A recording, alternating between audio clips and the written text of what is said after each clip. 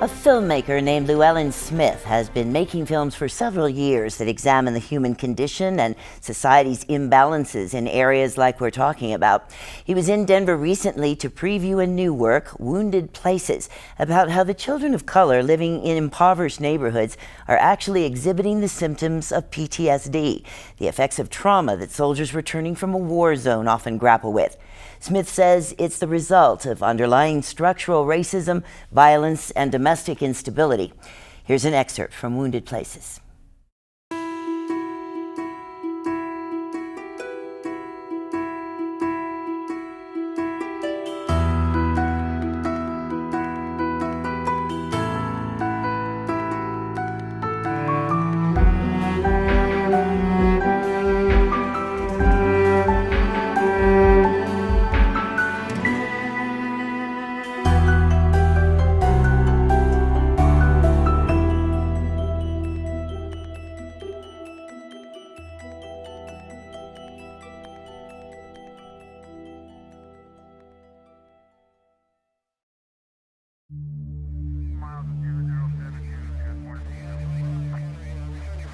Nightmares, flashbacks, hypervigilance, depression, sudden rages, sudden sadness, mood swings.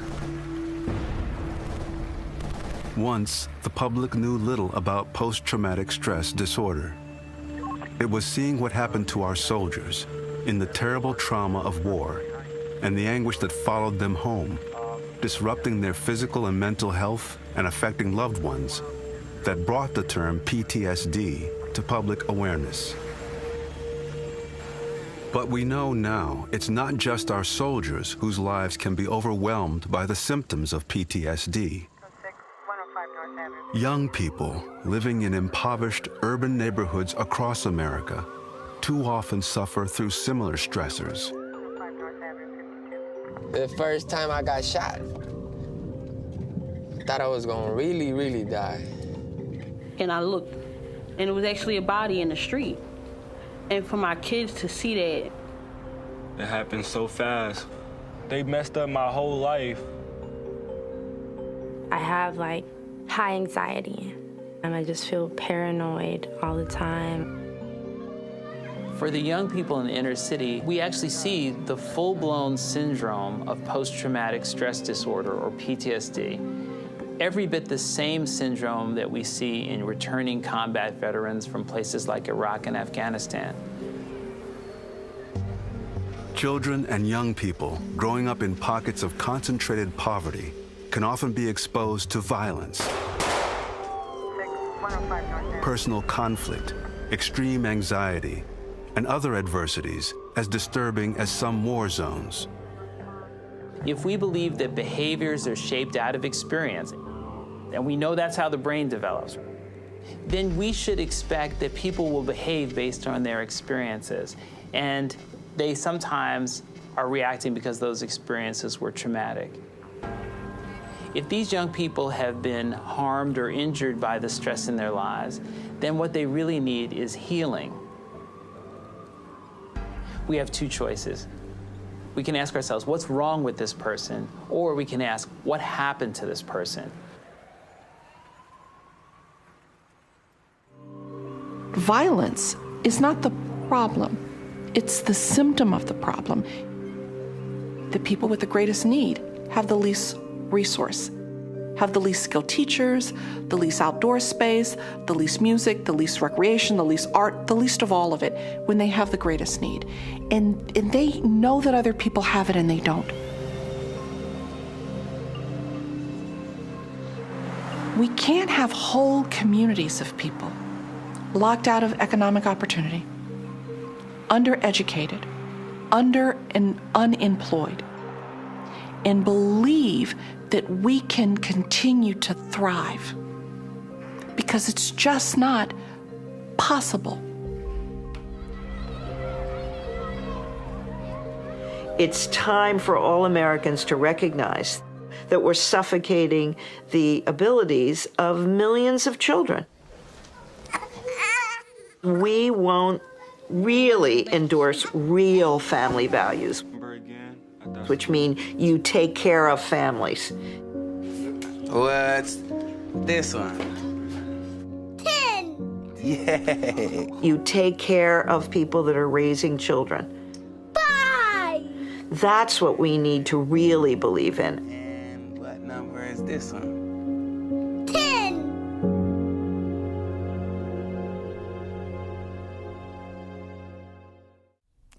With me now is the filmmaker, Lew Smith, who is in charge of Blue Spark Collaborative, along with his partner, Australian psychosocial researcher, Dr. Annie Stopford.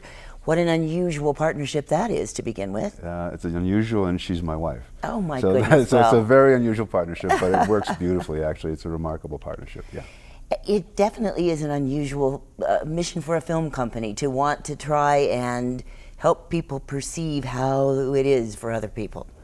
We're very interested in challenging the way in which most Americans look at the world in which it's created and the world in which they live in. I think that we often don't ask questions about why we see what we see. When we see poverty, when we're seeing inequality, or we see what we think is racism, we don't ask enough questions about why that might be, and we think it's really about the individuals. And what our film company is really very interested in is two things. One is the social structures that are often invisible, that shape these environments that we're talking about, where there's injustice or inequity. Mm-hmm. And the other part of it, and which Annie brings to this, is the psychosocial dimension. What psychological impact, how does that affect what we're actually seeing, and how does that affect what psychological impact is there that's happening in that kind of environment? And especially, of course, on children whose formative years are so important, and as we can see in the film, there are so many children who just don't have the safety and security and healthy environment that others do. I mean, when you said safety, I literally got a chill, because that's such a critical, it's such a critical concept. I think that most of us, this is a safe place. We're both safe. And I think that we don't realize how many people, how many families and children especially, may not have a safe place. They may not feel their schools are safe, they may not feel their neighborhoods are safe, and they may not even feel safe in their home for different reasons. And one of the things that we have been, in this last film that we worked on, Wounded Places, is really try to talk about what kind of impact, how does it shape a child's life, how does it shape their, literally the development of their, not just psychology, but the architecture of their brain. What actually happens to them physiologically when they are continually feeling stressed, continually anxious, continually afraid. And not just what happens for them as children, but what happens for them as adults. This has profound, the research shows that it has a profound possibilities and profound impact for the kind of health that they may have as adults. So that film is very important for us to do. And it isn't just a matter of, I think that's what's so interesting about health in general. It isn't just like, oh, well, maybe those children could have some therapy later. Or, you know, they'll get through the part where they could only have one meal a day. It really is just such bigger impact than we can imagine. I think that you're absolutely right. I think that we don't really recognize that when children are dealing with relentless stress, when they deal with chronic stress, when they have, from the early years, they may not feel safe, or they may have been in not even just abused themselves, in contact witnessing abuse, or they're in spaces where, again, they don't feel safe.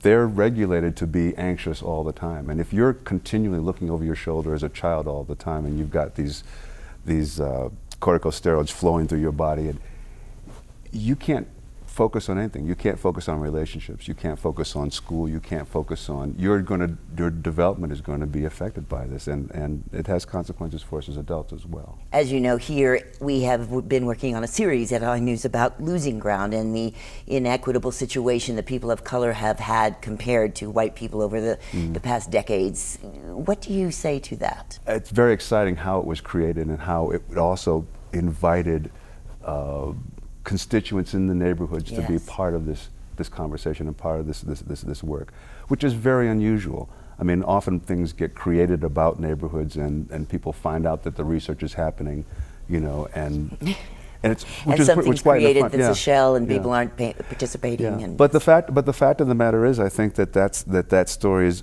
repeatable again and again and again around the country, and I think that one of the reasons why I think we don't really understand, or well, let me put it this way. I think that it's repeatable and it's repeated again and again because we keep doing some of the same things again and again, and we also don't pay attention to what we've done in these places.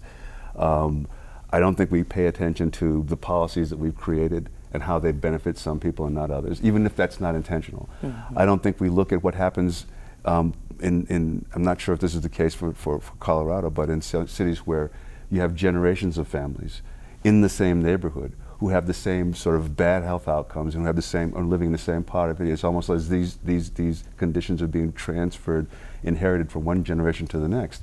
And there's a lot of writing about that. What are we actually seeing? And this is not just about people making bad choices. This is about an environment where good choices are almost impossible, that's being recreated generation after generation. So I think that what's exciting about the series, as I understand, is that you're asking important questions and different kinds of questions, because unless you ask new questions, you're not going to get another new picture. If you ask the same questions about why are you as an individual not able to accomplish what I'm able to accomplish, we get the same answers in the same old picture.